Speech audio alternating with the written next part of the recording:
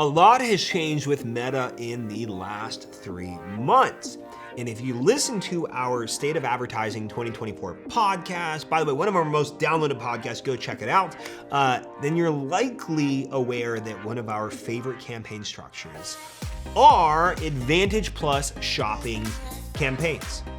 However, right now, something else has our attention. What I want to do is I want to walk through, because this is probably one of the most requested things. Everybody wants to know, Josh, what the heck is the magic bullet campaign structure that's going to make me billions of dollars? Well, first, there is no magic structure. It comes down to having great ads, great products, great funnel, great fundamentals over mechanics. But we do have to know the mechanics. So I'm going to walk through the structure that we shifted entirely to for a good chunk of our accounts, and a lot of our clients have done it. Now, it doesn't mean that Advantage Plus shopping campaigns are dead, they don't work. But I want to kind of talk about why we abandoned it. So Meta became volatile. We saw it probably really tangibly around March 10th to March 12th of this year. And we're 2 weeks in, and I'm out of the country. And I get a text from Dylan, who does all our paid media buying, and he's like, hey, Meta results are abnormally bad. We need to come with some different stuff. We got to figure something out.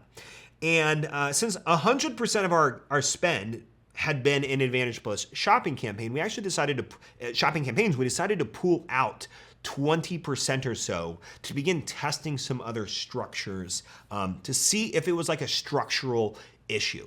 I'm not saying that structures fix everything, but sometimes just tweaking the structure can make a big difference, because Facebook is still a software, an algorithm, a learning machine. And so sometimes things do go haywire. And so we decided, hey, let's rule this out. Let's take the things that we've been winning with and doing well with already, and let's just change structure and let's see what happened.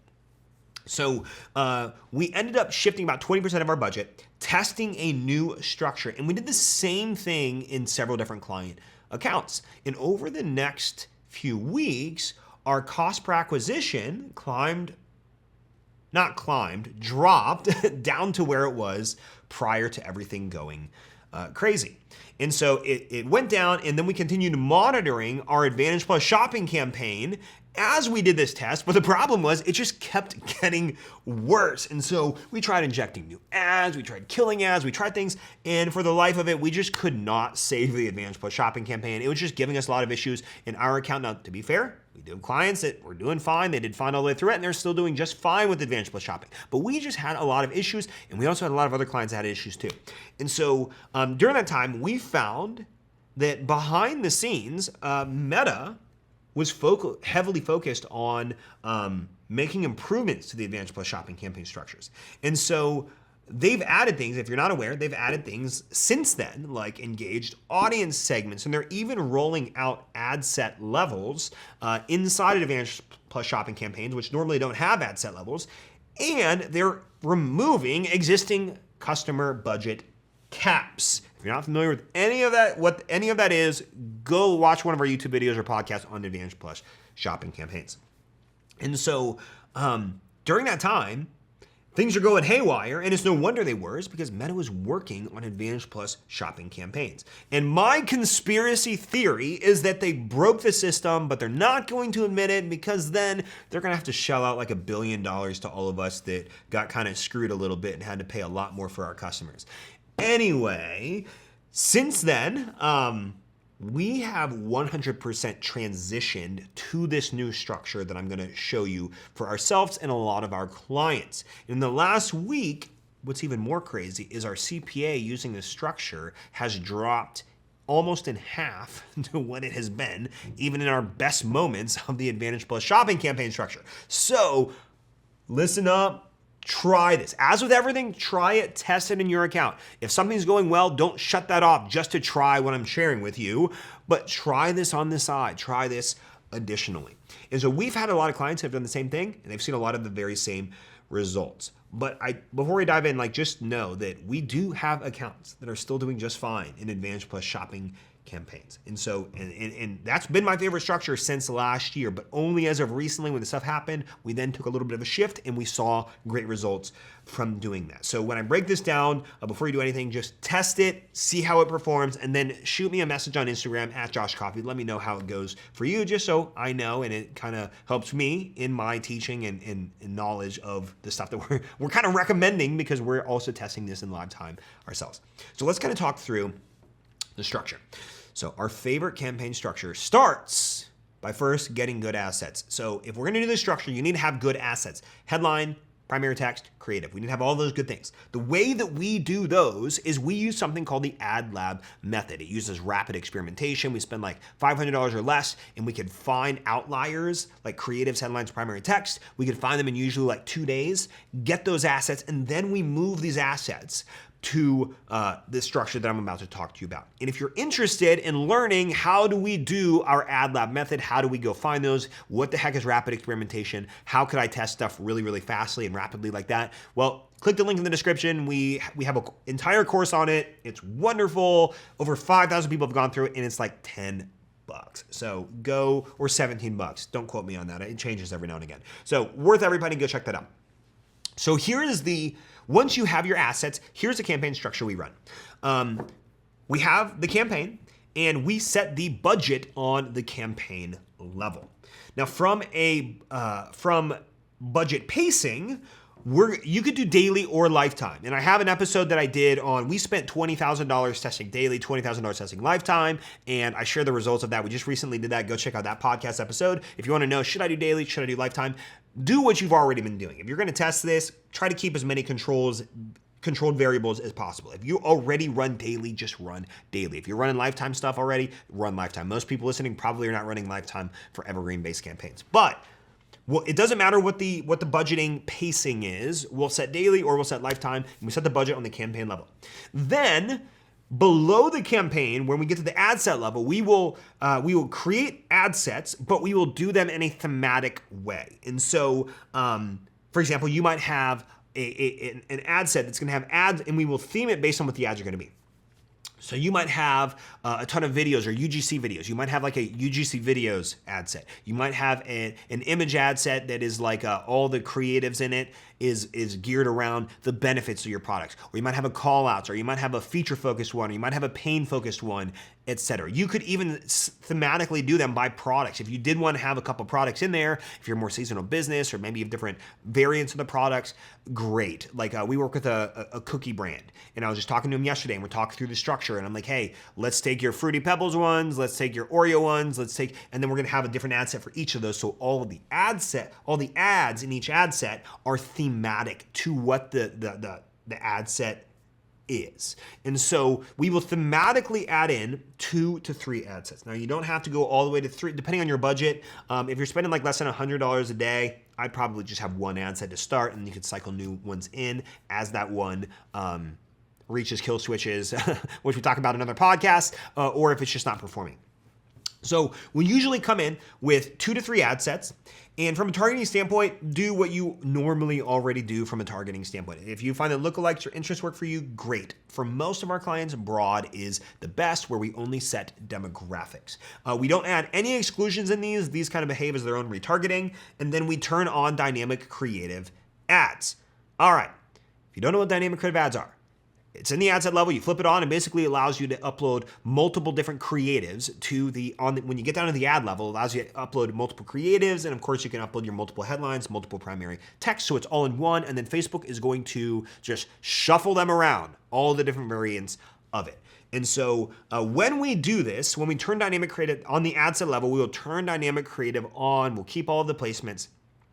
Then on the ad level, we will usually upload to that 3 to 4 creatives, 2 to 3 headlines, and 2 to 3 primary text. Just note that the more variations, the more exponential number of ads, unique ad variations you have, or combinations you have. And so if you have, simple math here, 3 creatives, 3 headlines, 3 primary text. That's 3 times 3 times 3. That's 27 unique ads that this is going to have to show to people to try to shuffle around and find what is doing well. If you did 4 3, 3. Well, it's 4 times 3 times 3. So now it's starting to get a lot more. You get to 36, right? So you need to think about how many to put in. We typically do 3 to 4 creatives, 2 to 3 headlines, 2 to 3 primary text. The reason we do less text in copy is because we generally see creative have the largest impact on conversion. So that's why we always have more creative.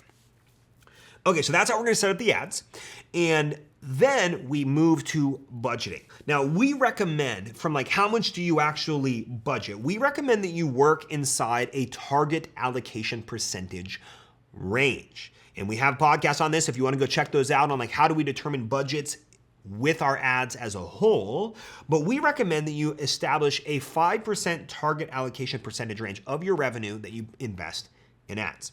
So we recommend 15 to 30%. So your range might be 15 to 20%, 20 to 25, or 25 to 30% of your revenue in ad spend.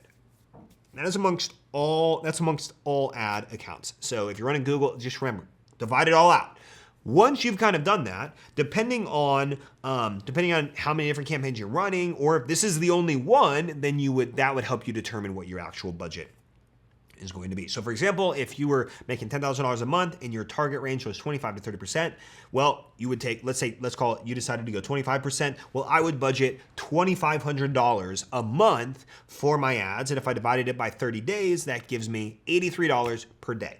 And if I was only running this campaign, I would just throw all $83 in it because this is gonna hit our cold traffic to acquire new customers, our prospecting stuff, and it's also going to retarget warm and hot people that have engaged with you because we don't have exclusions set inside this campaign.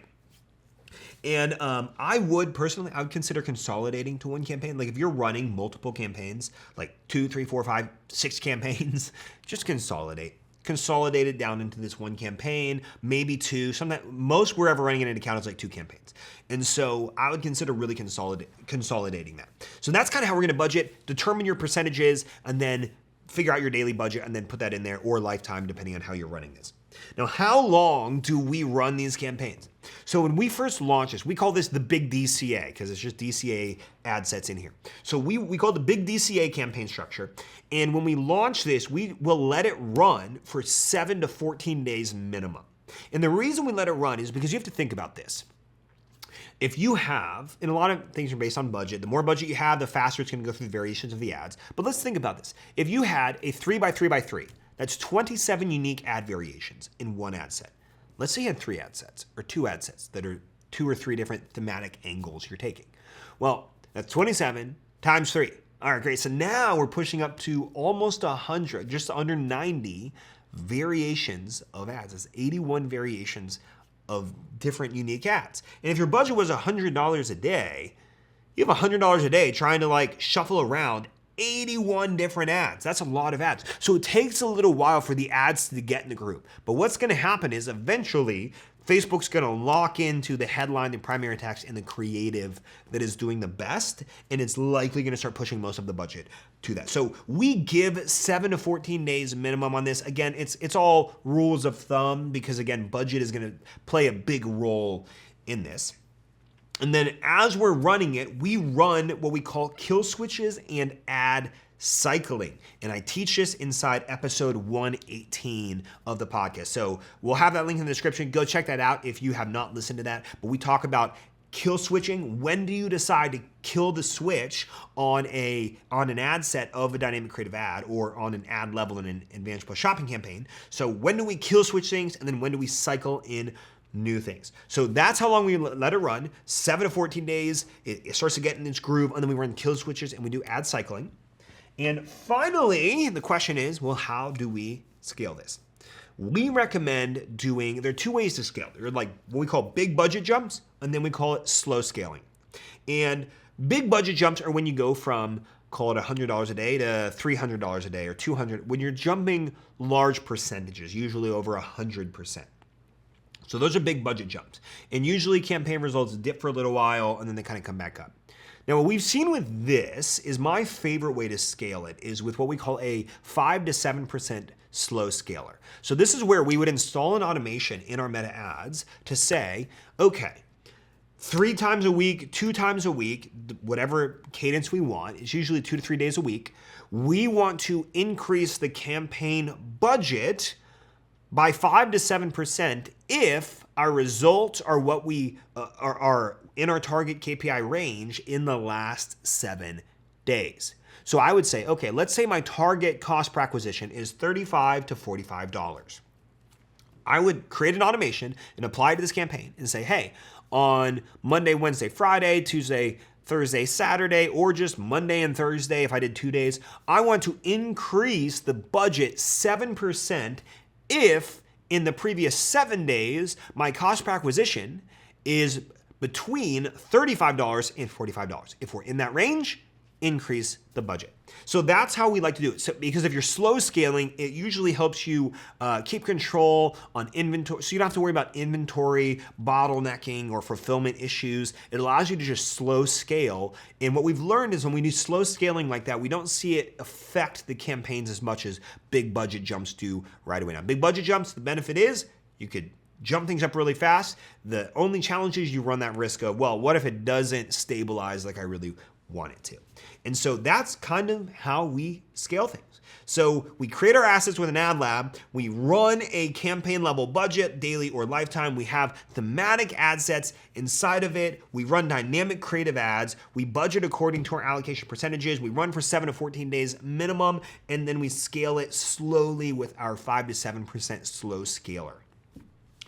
It's important to know that Meta is going to continue to adjust. And as it does, unless you have a tight pulse on many different accounts or want to spend a lot of time and money figuring it out, then I recommend you check out the Max Profits Mentorship. It's our training and it's our coaching program where we work with e-commerce founders and teach them how do you install these systems inside your business? How do you install the slow scaler? What do all the settings within this look like? How do we optimize? How do we really run kill switches and ad cycling?